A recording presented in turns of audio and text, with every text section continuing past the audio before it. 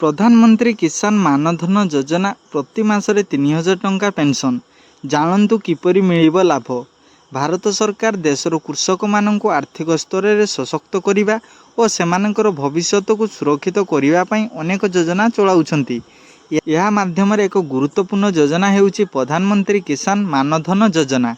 PM किसान मानधन योजना यही योजना अधीन 60 वर्ष बयस पर कृषक मानक प्रति मासे 3000 टंका पेंशन प्रदान करा जाउची, जहाँ वार्षिक 36,000 टंका हेउची।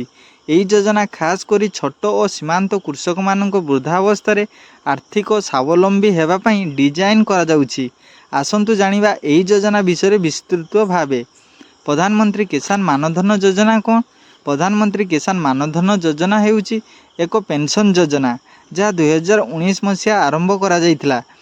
यार मुख्य उद्देश्य हेउची कृषक मानक वृद्धावस्था आर्थिक सहायता प्रदान करिबा, जेपरि सेमाने अन्य मानक उपरे निर्भर न करी निज जीवन निर्वाह करि परिबे। एही योजना अधीन रे कृषक माने निज बयस अनुसार प्रति मासे 55 रु 200 टंका जमा करिबा पई पड़िबो एवं सरकार मध्य समान परिमाण अंशदान करिवे। 60 वर्ष बयस पर कृषक माने प्रति मासे 3000 टंका पेंशन पाई परिबे। किए नहीं पारिबे एही योजनार लाभ? एही योजना लाभ नेबा पई कृषक माननकु निम्नलिखित शर्त पूरण करिबा पई पड़िबो। बयस आवेदनकारी बयस 18 रु 40 वर्ष मध्यम हेबा आवश्यक। जमी शर्त कृषक नारे 2 हेक्टर किंबा ताठारु कम कृषि योग्य जमी थिबा जरूरी। अन्यान्य शर्त कौन रही? आवेदनकारी सरकारी चाकरी नथिबे किंबा आयकर दाखल करुनथिबे नाही। आवेदनकारी ईपीएफओ एनपीएस किंबा ईएसआई भली योजनार अंतर्भुक्त हेबे नाही। मासिक आय 15,000 टंकार अधिक हेबा उचित नुह। अंशदान केते और किपरि? एही योजनार कृषक मानकु सेमानकर बयस अनुसार मासिक अंशदान करिबा पई पड़िबो। 18 रु 29 वर्ष मासिक 55 रु 109 टंका, 30 रु 39 वर्ष मासिक 110 रु 199 टंका, 40 वर्ष मासिक 200 टंका।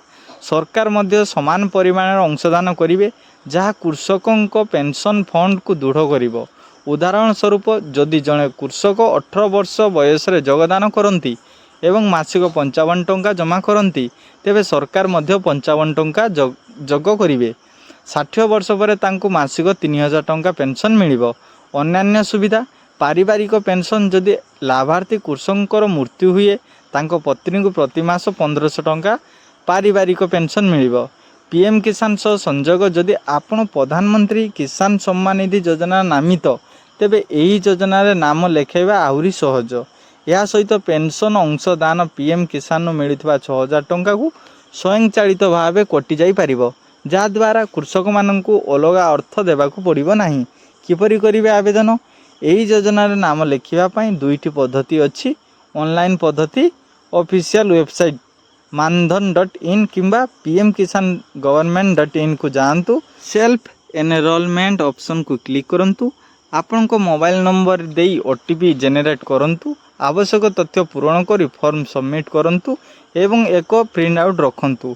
ऑफलाइन पद्धति निकटस्थ common service centre CSC centre को जानतु।